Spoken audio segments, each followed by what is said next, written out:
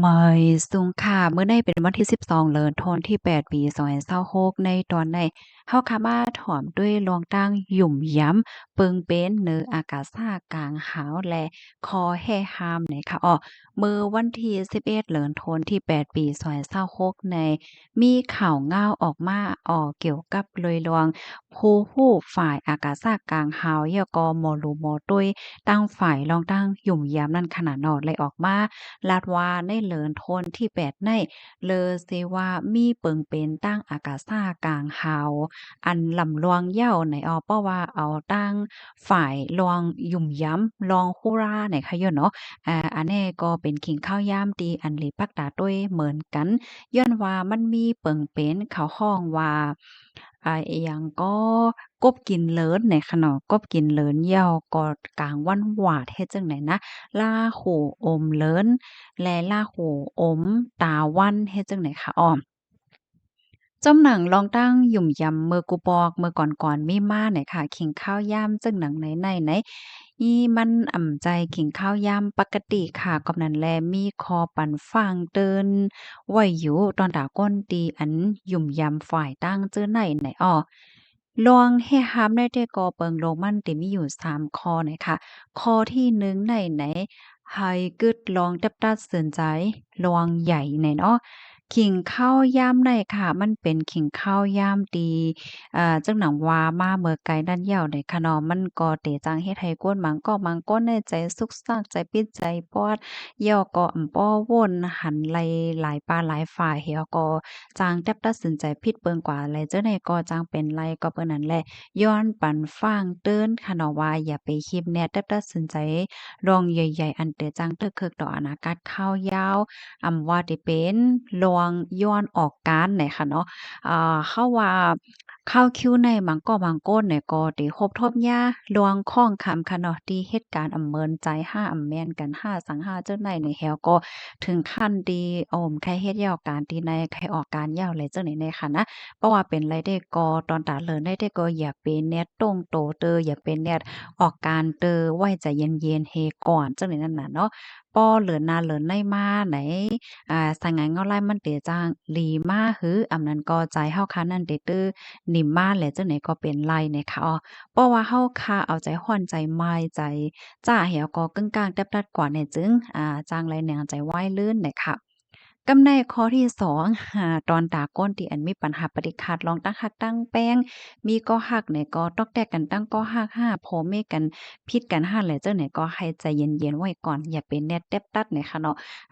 บางก้อนในเพราะว่าใจจ้าใจลำเมี่ยวเนี่ยก็ถึงขั้นที่ว่าเป็ดก็ได้ผัดก็ได้ว่าสังว่าจังได๋ในอย่าเป็นเน็ตว่าจังนั้นเด้อเนี่ยค่ะเนาะให้ใจเย็นอีกหนึ่งในเลินในมันเป็นเลินที่อัน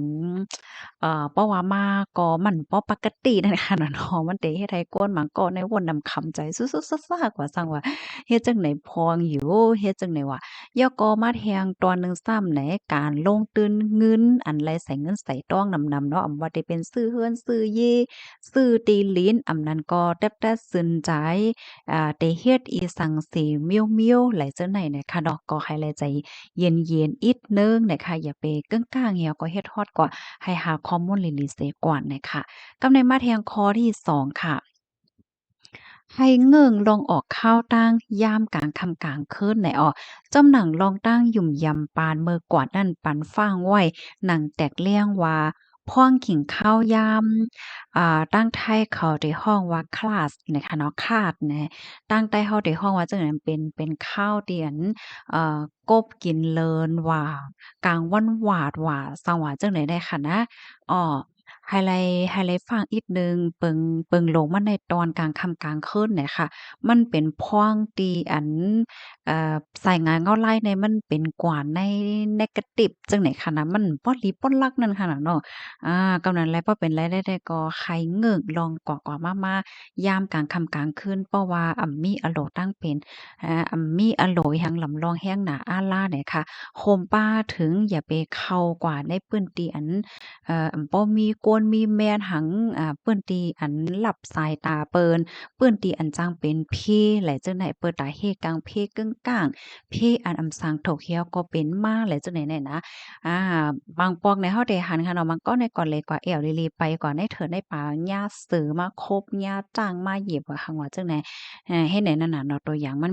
กำในมาแทงข้อที่3ค่ะอย่าไปใจต่อซาม5เสียก็แตบตัดกะลิดปัญหาลั่นล่าเนี่ยค่ะ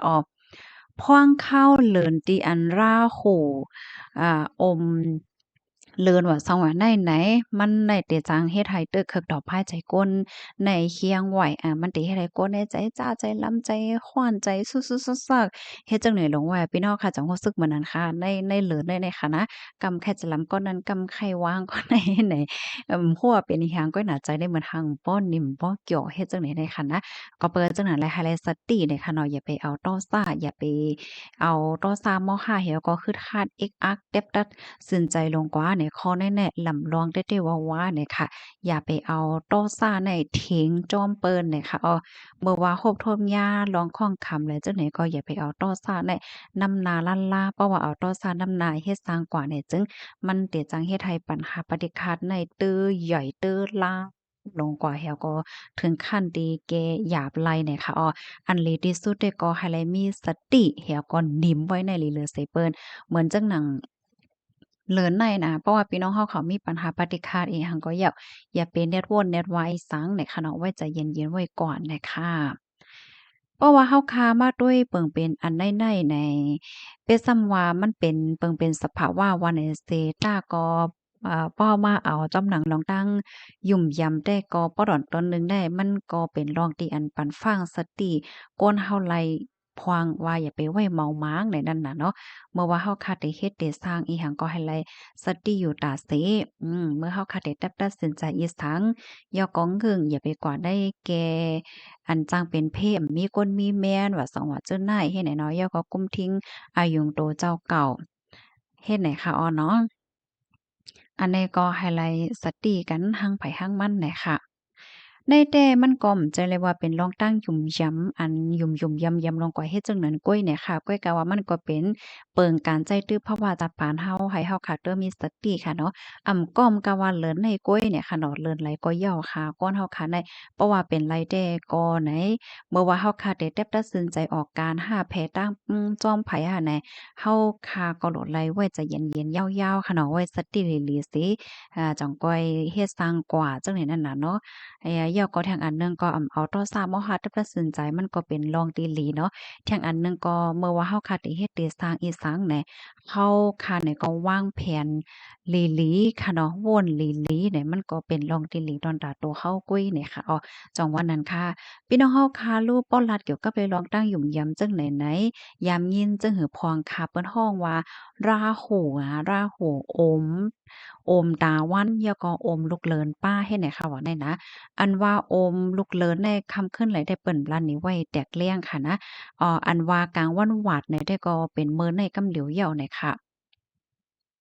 เป็นมื้อในกำเหลียวเหยี่ยวค่ะเป็นเปิ่งเป็น